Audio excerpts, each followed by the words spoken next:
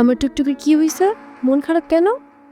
আচ্ছা, আজকে এখানে সুন্দর করে সাজানো হচ্ছে কেন? কারণ আজকে আমার টুকটুকির জন্মদিন। জন্মদিন নাকি ছাই? কেন, কি হইছে? কিসের জন্মদিন? জন্মদিন হলে তোমার কেক আসতো, কেক কই? তাই তো, আমি তো সেই সকালবেলা কেকটা অর্ডার করছি, এখনো আসেনি। না, দাঁড়াও, আমি ফোন দিয়ে এক্ষুনি বকা দিয়ে দিচ্ছি।